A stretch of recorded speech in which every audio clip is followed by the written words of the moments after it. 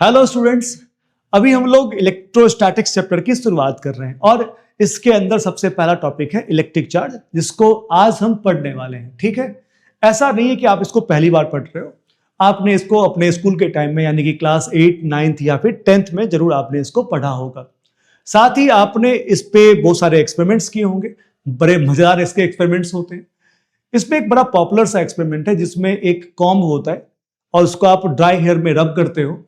उसके बाद इसको आप लेके जाते हो कागज के छोटे छोटे टुकड़ों के पास, और जैसे ही कागज के टुकड़े इस कॉम्ब के नजदीक आते हैं तो ये कागज के टुकड़े जंप करके उस कॉम्ब के ऊपर चिपक जाते हैं। ये एक्सपेरिमेंट आप सबने देखा होगा, बड़ा मैजिकल सा एक्सपेरिमेंट रहा होगा। फिर आपको टीचर ने समझाया होगा कि देखो यहाँ पर ये जो प्लास्टिक का कॉम्ब है और ये कागज है, इसके बीच में कोई मैजिक नहीं है। एक्चुअली में ये जो प्लास्टिक का कॉम्ब है वो ड्राई हेयर में रब होने के कारण इसने कोई चार्ज को एक्वायर कर लिया है, और इसी कारण से ये जो चार्ज प्लास्टिक का कॉम्ब है अब ये कागज के छोटे छोटे न्यूट्रल पीसेस को भी अपनी ओर अट्रैक्ट कर पाता है। तो टीचर ने आपको समझा दिया कि यहां पर चार्ज एक प्रॉपर्टी है जिसको इस कॉम्ब ने एक्वायर कर लिया। राइट, वेरी सिमिलर सा एक फिनोमेना, बिल्कुल ऐसा ही एक फिनोमेना आज से लगभग 2500 साल पहले ऑब्जर्वेशन में लाया गया था, ऑब्जर्व किया गया था। यह कहानी है ग्रीस की, और ग्रीस में एक स्टोन के साथ ये कहानी रिलेटेड है। एक स्टोन है एम्बर स्टोन। ये जो एम्बर स्टोन है ये सेमी ट्रांसपेरेंट येलो कलर का एक सॉलिड है। एक्चुअली आता कहां से वो समझते हैं। तो एक ट्री को या फिर प्लांट को जब आप स्क्रैच करते हो, उसके ऊपर कोई कट लगाते हो, तो कट लगाने के बाद वहां से कोई लिक्विड रेजिन बाहर निकलता है, और वो लिक्विड रेजिन जो है वो अगर वो सॉलिडिफाई हो जाए, जम जाए, तो उसके फॉसिल को ही हम लोग क्या कहते हैं, एम्बर स्टोन कहते हैं। यानी इससे निकलता है लिक्विड रेजिन, और लिक्विड रेजिन का ही सॉलिड फॉर्म है, यानी कि सॉलिड फॉसिल लिख देता हूं मैं। इसे हम लोग कहते हैं एम्बर स्टोन। ठीक है ना, इसी को क्या बोलते हैं हम लोग, एम्बर स्टोन कहते हैं। और ये एम्बर स्टोन बड़ा मैजिकल था उस समय के हिसाब से। आज के हिसाब से तो बिल्कुल सिंपल सी बात है, पर उस जमाने के हिसाब से आज से लगभग 2500 साल पहले ये बड़ा मैजिकल था। इस एम्बर स्टोन को जब उलन क्लॉथ से रब करके आप इसको एक पॉलिश करते थे, तो पॉलिश होने के बाद ये जो स्टोन है वो मैजिकल हो जाता था। यानी कि ये अपने आसपास रखे हुए हल्के फुल्के चीजें, जैसे कि पेड़ पौधे का सूखा हुआ पत्ती हो गया, लीफ हो गया, उसके बाद क्या नाम है, घास भूसे हो गए, है ना, तिनके हो गए, उसके बाद चिड़ियों के टूटे हुए पंख हो गए, है ना, इन सब चीजों को ये एम्बर स्टोन अपनी तरफ अट्रैक्ट करता था। ये उसमें बड़ा मैजिकल लगता था लोगों को। इस एम्बर स्टोन की कहानी यही है। तो ये जो एम्बर स्टोन है इसका एक नाम है ग्रीक लैंग्वेज में, इसे कहते हैं इलेक्ट्रॉन। समझना इसको कहते हैं बेटा हम लोग इलेक्ट्रॉन।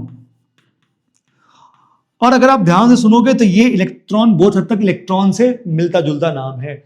और आज के टाइम में जो इलेक्ट्रिसिटी है, वर्ड इलेक्ट्रिसिटी हो गया, उसके बाद इलेक्ट्रॉनिक्स हो गया, इलेक्ट्रॉन इवन, ये सब जो शब्द है उसका रूट वर्ड इलेक्ट्रॉन ही है, ये इलेक्ट्रॉन। ठीक है ना, यही से सारे शब्द निकल के आए। यानी कि ये फर्स्ट ऑब्जर्वेशन था अभी के हिसाब से, जिसके बाद इसकी स्टडी की गई और हमें पता चला कि इन सब चीजों के पीछे का कारण जो है वो चार्ज है, ना कि कोई मैजिक। मान लेते हैं कि ये जो एम्बर स्टोन है ये बिल्कुल भी मैजिकल नहीं है। आज के साइंस के हिसाब से ये मैजिकल बिल्कुल नहीं है, इसने किसी चार्ज को एक्वायर कर लिया। अब मेरा मन ये है कि हम उस एम्बर स्टोन के अंदर जाएं और उस चार्ज को ढूंढें। ओके, तो मैंने कहा कि एक काम करो, जाओ आप चार्ज को ढूंढो। मैंने इसके लिए आपको दिव्य शक्ति दे दी कि आप किसी भी लेवल पे जाओ उस मटेरियल के अंदर, किसी भी लेवल पे, यानी कितनी भी बारीक लेवल पे जाकर के आप ऑब्जर्वेशंस कर सकते हो, और जाओ अब उस मटेरियल की स्टडी करो, देखो उसके अंदर चार्ज कहां है। तो आपने कहा ठीक है, करते हुए ऐसा। तो आपने उस मटेरियल के अंदर उसको ब्रेक करना शुरू किया, आप पहुंचे मॉलिक्यूलर लेवल पे, आपको कहीं चार्ज नहीं मिला। आप गए एटॉमिक लेवल पे, वहां भी कोई चार्ज नहीं मिला। आपने एटम के अंदर देखना शुरू किया, आपकी मुलाकात हो गई इलेक्ट्रॉन से, प्रोटॉन से, न्यूट्रॉन से, बहुत सारे सब एटॉमिक पार्टिकल से। आपने प्रोटॉन को भी ब्रेक कर दिया, आपको मिल गए क्वार्क्स, लेकिन कहीं पर आपको चार्ज नहीं मिला। यानी कि आपकी मुलाकात किसी चार्ज से नहीं हुई। हाँ, एक बात है कि आपकी मुलाकात इलेक्ट्रॉन से हुई, वो चार्ज कैरी करता था। आपकी मुलाकात प्रोटॉन से हुई, वो चार्ज कैरी करता था। प्रोटॉन को ब्रेक करने के बाद आपकी मुलाकात क्वार्क से भी हुई, वो भी चार्ज कैरी करता था। लेकिन आपकी मुलाकात कहीं चार्ज से नहीं हुई कि हाँ ये है चार्ज भाई साहब, इनसे मिलिए। आपकी मुलाकात बहुत सारी चीजों से हुई है, लेकिन आपकी मुलाकात कभी चार्ज से नहीं हुई। एक्चुअली में चार्ज से आपकी मुलाकात हो भी नहीं सकती, क्योंकि चार्ज जो है वो एक्चुअली में कोई मटेरियल नहीं है जो आपको मिल जाए। आप किसी भी लेवल पे जाओगे तो आप चार्ज को नहीं ढूंढ पाओगे। आपको बहुत सारे ऐसे मटेरियल मिल जाएंगे जो चार्ज कैरी करता है, यानी कि बहुत सारे ऐसे मैटर मिल जाएंगे जो चार्ज को कैरी करता है, लेकिन आपको चार्ज अलग से देखने को नहीं मिलेगा, राइट। इसीलिए हम ये साफ कह सकते हैं कि चार्ज कोई मैटर नहीं है। चार्ज एक्चुअली में किसी मैटर की प्रॉपर्टी है, जिसके कारण वो इस तरह के मैजिकल एक्टिविटी करता है, चीजों को अट्रैक्ट करना, चीजों को रिपेल करना। ये सारी एक्टिविटी जो होती है वो चार्ज के कारण होती है, और ये चार्ज जो है वो एक फंडामेंटल प्रॉपर्टी है जो कोई मटेरियल या फिर कोई मैटर एक्वायर करता है। इसीलिए इसका डेफिनेशन भी ऐसे ही लिखेंगे अपन क्या लिखेंगे कि इलेक्ट्रिक चार्ज जो है वो एक फंडामेंटल फिजिकल प्रॉपर्टी है। किसका भाई? तो किसी मैटर का, जिसके कारण ये किसी इलेक्ट्रिकल या फिर मैग्नेटिक इंट्रैक्शंस को या फिर इलेक्ट्रिकल या फिर मैग्नेटिक एक्टिविटी को शो कर पाता है, राइट। हाँ, इसके अंदर मैग्नेटिक टर्म भी है, अपन इसके बारे में जरूर बात करेंगे। यानी मैग्नेटिक प्रॉपर्टी का कारण भी चार्ज ही है, राइट। तो आपको ध्यान रखना है कि जितने भी इलेक्ट्रिकल और मैग्नेटिक फिनोमेना है वो सब चार्ज के कारण ही हो रहे हैं, राइट। यहां तक बात समझ में आ गई आप सबको? अब बात होती है कि चार्ज का कोई नेचर भी है क्या, चार्ज का कोई टाइप भी है क्या? तो बिल्कुल है। चार्ज दो तरह के होते हैं। अगर बोलचाल में कहा जाए, सीधी सीधी बात कही जाए, तो चार्ज दो तरह के होते हैं। एक को बोलते हैं नेगेटिव चार्ज और एक को बोलते हैं पॉजिटिव चार्ज। अब दिक्कत यह है कि मन में सवाल ये आता है कि नेगेटिव पॉजिटिव चार्ज क्यों होता है, कुछ और क्यों नहीं? तो ऐसा नहीं कि चार्ज नेगेटिव होता है और पॉजिटिव होता है। एक्चुअली चार्ज दो तरह के होते हैं, और उसमें हम किसी एक को नेगेटिव बोलते हैं, किसी एक को पॉजिटिव बोलते हैं। और ये जो नेगेटिव पॉजिटिव हमने बोला है, इसके पीछे भी एक लॉजिक है, बहुत स्ट्रॉन्ग लॉजिक है। एक्चुअली में नेगेटिव चार्ज और पॉजिटिव चार्ज में कोई खास डिफरेंस नहीं है, मतलब कोई डिफरेंस है ही नहीं। दोनों के जो इफेक्ट्स हैं वो बिल्कुल एक जैसे हैं। यानी कि जैसा इफेक्ट पॉजिटिव चार्ज का है, बिल्कुल वैसा ही इफेक्ट नेगेटिव चार्ज का भी है। दोनों में बिल्कुल भी फर्क नहीं है। दोनों एक जैसे फील्ड बनाते हैं, दोनों का इफेक्ट एक जैसा फील होता है, दोनों एक जैसे फोर्स भी लगाते हैं, दोनों में इंट्रैक्शन है, दोनों अट्रैक्ट करते हैं चीजों को, रिपेल भी करते हैं। मतलब दोनों बिल्कुल बराबर है। बस दोनों में एक खास बात है कि जब आप नेगेटिव चार्ज और मतलब पॉजिटिव चार्ज जो दोनों हैं उसको जब आप एक साथ लेकर के आएंगे तो चार्ज अपनी एक्टिविटी जो शो कर रहा था वो अचानक से खत्म कर देता है। मतलब एक जिसको आप सो कॉल्ड पॉजिटिव चार्ज कहते हैं, वो अपने जब भी वो है तो अपनी सारी एक्टिविटी शो कर रहा है। बिल्कुल ऐसा ही काम नेगेटिव वाला भी कर रहा है। अगर आप इक्वल नेगेटिव और इक्वल पॉजिटिव को एक साथ लेकर के आओगे तो सारी एक्टिविटी खत्म हो गई। तो ऐसा हमें लगने लगा कि शायद दोनों जो है वो एक दूसरे के अपोजिट नेचर के होंगे, और मैथमेटिकली जब आप दोनों को जोड़ते हो दोनों मिलकर के जीरो हो जाते हैं। इसीलिए मैथमेटिकली अंडरस्टैंडिंग के लिए, फिर चीजों को मैथमेटिकली आसान बनाने के लिए हमने एक चार्ज को, यानी कि चार्ज के एक टाइप को हमने कह दिया पॉजिटिव और एक को कह दिया नेगेटिव। यानी कि हम ये कंक्लूड कर सकते हैं कि चार्ज जो है वो दो तरह के होते हैं, दो तरह के होते हैं, यानी टू टाइप्स के होते हैं। पहला होता है पॉजिटिव चार्ज, पहला होता है पॉजिटिव चार्ज और दूसरा होता है बेटा नेगेटिव चार्ज। क्या होता है बेटा? पहला होता है पॉजिटिव चार्ज, दूसरा क्या होता है? Negative charge. ठीक है, इसके आगे अपन बात करें कि चार्ज किसी बॉडी के ऊपर आया कैसे, है ना। ये बड़ा इंपॉर्टेंट सा सवाल उठता है कि कोई बॉडी चार्ज एक्वायर कैसे करता है। तो वास्तव में जब भी आप किसी दो बॉडी को एक दूसरे के ऊपर रब करते हो, जैसा कि आपने देखा अभी कि अभी हमने एक स्टोन को, एम्बर स्टोन को वूलन क्लॉथ से रब किया, या फिर आपने प्लास्टिक के कॉम्ब को अपने हेयर के साथ रब किया, तो रब करने के बाद हुआ ये कि किसी एक बॉडी से इलेक्ट्रॉन निकल के दूसरे बॉडी में पहुंच गया। अब ये न्यूट्रल है और ये भी न्यूट्रल है, इसमें कोई चार्ज नहीं है, इसमें कोई चार्ज नहीं है। आपने एक इलेक्ट्रॉन को यहां से यहां पहुंचा दिया, या फिर रब करने के कारण एक इलेक्ट्रॉन किसी एक बॉडी से निकल के दूसरे बॉडी में पहुंच गया। अब इलेक्ट्रॉन जिस चार्ज को कैरी करता है वो होता है नेगेटिव। अब यहां पर इस बॉडी में से, जो कि इसके अंदर इलेक्ट्रॉन बहुत सारे भरे थे, ये इलेक्ट्रॉन एक निकल गया, मतलब इलेक्ट्रॉन यहां पे कम पड़ गया। अब इलेक्ट्रॉन कम पड़ जाने से ये हो गया इलेक्ट्रॉन डेफिशिएंट, और यहां पर एक इलेक्ट्रॉन एक्स्ट्रा आ गया तो ये हो गया एक्सेस ऑफ इलेक्ट्रॉन। तो जिसके पास एक्सेस ऑफ इलेक्ट्रॉन है, अब ये माना जाएगा कि ये जो बॉडी है ये नेगेटिव है, और जिसके पास डेफिशिएंसी है इलेक्ट्रॉन की, ये हो गया पॉजिटिव। तो पॉजिटिव का मतलब क्या हो गया बेटा? पॉजिटिव का मतलब है लेस इलेक्ट्रॉन, जितना होना चाहिए उससे इलेक्ट्रॉन कम होना। और नेगेटिव का मतलब बेटा क्या हो गया? नेगेटिव चार्ज का मतलब क्या हो गया? अगर मैं लिखूं नेगेटिव चार्ज, नेगेटिव चार्ज का मतलब क्या हो गया? इसके पास एक्स्ट्रा इलेक्ट्रॉन है, यानी इसके बॉडी के अंदर जो इलेक्ट्रॉन था वो तो है ही, किसी और बॉडी से इसने इलेक्ट्रॉन को मांग लिया, है ना, इसीलिए चार्ज इसके ऊपर अपीयर हो गया। वैसे हम लोग इसके बारे में बात करेंगे कि चार्ज किस तरीके से किसी बॉडी से दूसरे बॉडी के ऊपर लाया जा सकता है। अभी तो ये बताया कि चार्ज आता है, कैसे लाया जा सकता है इसको पढ़ेंगे मेथड ऑफ चार्जिंग में।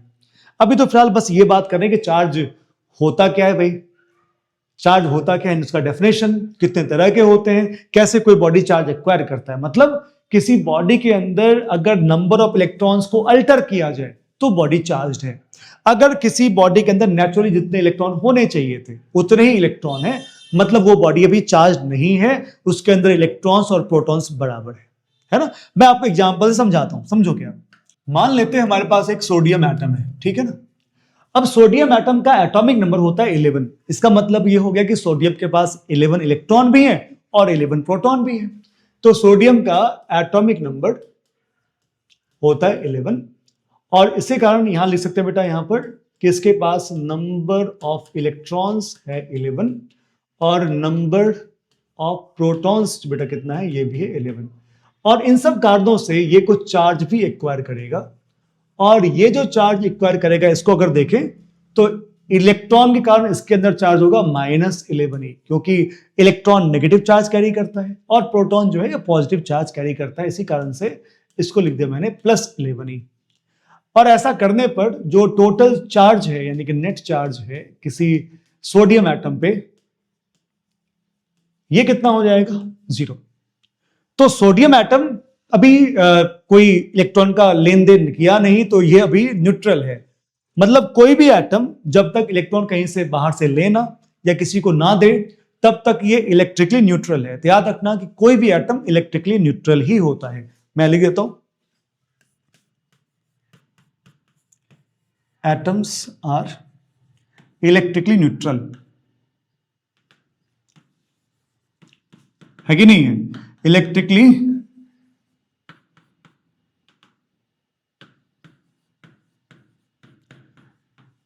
न्यूट्रल, सही है क्या? लेकिन सोचो अगर मैं इस सोडियम से एक इलेक्ट्रॉन निकाल लूं, सोडियम से एक इलेक्ट्रॉन निकाल लूं, सोडियम भाई साहब ने क्या किया, एक इलेक्ट्रॉन लूज कर दिया, है ना, तो ये बन गया सोडियम प्लस। अब ये कैसे हुआ ये समझते हैं, कैसे प्लस बन गया समझोगे। तो सोडियम ने एक इलेक्ट्रॉन लूज कर दिया, जिसको हम लोग कहते हैं सोडियम आयन। अब इसके पास नंबर ऑफ इलेक्ट्रॉन्स कितने हो गए? ये 10 हो गए। तो चार्ज कितना हो गया? तो -10e के बराबर। नंबर ऑफ प्रोटॉन्स कितने हो गए? ये कितना हो गया? देखो तो ये तो 11 ही है, और इसके कारण चार्ज इस पे +11e हो जाएगा। सही है क्या? देखो, और अगर आप अब नेट चार्ज की बात करोगे, नेट चार्ज की बात करोगे तो अब नेट चार्ज 0 नहीं है यहां पर। अब नेट चार्ज बेटा देखो तो +e के बराबर है, और इसी +e को आप सोडियम के मत्थे पे ऐसे दिखाते हो।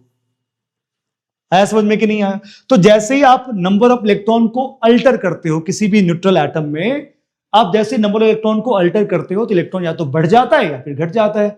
घट जाने पर इलेक्ट्रॉन की डेफिशिएंसी हो गई, और इलेक्ट्रॉन की डेफिशिएंसी होते ही उस मटेरियल को हम लोग कहते हैं कि इसने अब पॉजिटिव चार्ज को एक्वायर कर लिया है। और अगर किसी के पास एक्स्ट्रा इलेक्ट्रॉन आ गया, मतलब इलेक्ट्रॉन रिच हो गया, एक्स्ट्रा इलेक्ट्रॉन है, एक्सेस इलेक्ट्रॉन है, तो अब कहते हैं कि यहां पर एक्स्ट्रा इलेक्ट्रॉन आ गया, इलेक्ट्रॉन ज्यादा हो गए, मतलब नेगेटिव चार्ज ज्यादा हो गया, तो अब ये नेगेटिवली चार्ज मटेरियल है। समझ में आया कि नहीं आया? तो पॉजिटिव चार्ज का मतलब है इलेक्ट्रॉन की डेफिशिएंसी, और नेगेटिव चार्ज का मतलब है एक्सेस ऑफ इलेक्ट्रॉन। एक्सेस मतलब न्यूट्रल एटम जितने इलेक्ट्रॉन थे उससे ज्यादा इलेक्ट्रॉन अब वो मटेरियल कैरी कर रहा है, दैट्स व्हाई अब जो है वो नेगेटिवली चार्ज है। अब क्योंकि चार्ज को हम जान चुके हैं, कोई बॉडी चार्ज एक्वायर क्यों करता है ये भी जान चुके हैं, अब बात करते हैं चार्ज के यूनिट्स के बारे में। तो चार्ज का जो एसआई यूनिट है बेटा, ये है कूलाम। दिख रहा है आप सबको? कूलाम चार्ज का एसआई यूनिट है, और आपको फॉर्मूला बता दूं चार्ज का, ये होता है I इंटू टी, ऐसा फॉर्मूला होता है। तो डायमेंशन अगर आप चार्ज का देखोगे, डायमेंशन देखोगे तो इसमें मास तो है नहीं, तो मास तो हो गया 0, एल भी हो गया 0, टी भी हो गया, टी तो यहाँ 1 है, और ए कितना है, तो ए मतलब करंट, आई लिख दो, तो आई हो गया 1। तो ये है dimensional formula of electric charge. ठीक है, फॉर्मूला यहां पर लिखा हुआ है Q equals to I T, यानी कि कूलाम जो है वो एम्पियर इनटू टाइम होता है। यहां पर इस डायग्राम से समझाने की कोशिश करी है मैंने। जाते जाते अपन एक काम और कर लेते हैं, जैसे कि अभी आपको मैंने बताया कि एम्बर और ऊल की स्टोरी है, जिसमें एम्बर ऊल आपस में रब होते हैं और दोनों के बीच में इलेक्ट्रॉन का ट्रांजिशन होता है। तो जिसने इलेक्ट्रॉन गेन किया होगा वो नेगेटिवली चार्ज हो गया होगा, और जिसने इलेक्ट्रॉन लूज किया होगा वो पॉजिटिवली चार्ज हो गया होगा। बिल्कुल ऐसी स्टोरी आपने सुनी है, इस कॉम्ब और ड्राई हेयर वाली, है ना। तो क्या और भी ऐसी स्टोरी है क्या, और भी ऐसे पेयर्स हैं क्या जिसको अपन ध्यान रखें एग्जाम के लिए? बिल्कुल ऐसा पेयर है, तो अपन कुछ पेयर देखते हैं। यहाँ पर एक बड़ा फेमस पेयर है बेटा, ग्लास सिल्क और ग्लास रॉड और सिल्क के बीच में। ग्लास रॉड को जब आप सिल्क पे रब करोगे तो ऐसे में भी इलेक्ट्रॉन का एक्सचेंज हो जाएगा, इलेक्ट्रॉन जंप करेगा इस ग्लास रॉड से इस सिल्क के तरफ, है ना। तो क्योंकि सिल्क इलेक्ट्रॉन एक्स्ट्रा मिल जाएगा इसको, तो ये हो जाएगा नेगेटिव और ग्लास रॉड हो जाएगा पॉजिटिव। सिमिलरली यहाँ पर एबोनाइट रॉड है और फर है ना। तो फर मतलब जो जैसे कोई एनिमल होता है उसका फर होता है, उस पर आप रब करोगे तो इस बार इलेक्ट्रॉन जो है फर से निकल के कहां पहुंच जाएगा, एबोनाइट रॉड पे, तो ये बन जाएगा नेगेटिव और ये बन जाएगा positive. In the same way जब हम प्लास्टिक के कॉम्ब को ड्राई हेयर के साथ रब करते हैं तो इस बार भी कॉम्ब जो है वो इलेक्ट्रॉन गेन कर लेता है और ड्राई हेयर इलेक्ट्रॉन लूज करता है। ड्राई हेयर हो जाएगा पॉजिटिव और कॉम्ब हो जाएगा नेगेटिव, है ना। ऐसे ही बलून, और आपने देखा हो हेयर का या बलून को कई बार कपड़े में, ऊनी कपड़े में रब करोगे तो वो भी चीजों को अट्रैक्ट करने लगता है। तो यहां पर भी इलेक्ट्रॉन का ट्रांसफर होता है, तो ये बलून जो है वो इलेक्ट्रॉन गेन कर लेता है, तो ये हो जाता है नेगेटिव, और ये जो आपका वुलन क्लॉथ है या फिर आपके बाल है, हेयर है, वो हो जाता है पॉजिटिव, है ना। इस तरीके से हम देखते हैं कि किस तरीके से हम रब करके आराम से चीजों को चार्ज कर सकते हैं, राइट। तो ये फिनोमेना आपको ध्यान रखना है और ये सारे एग्जाम्पल्स आपको ध्यान रखने हैं, ठीक है। तो ये तो कुल मिलाकर के चार्ज के बारे में।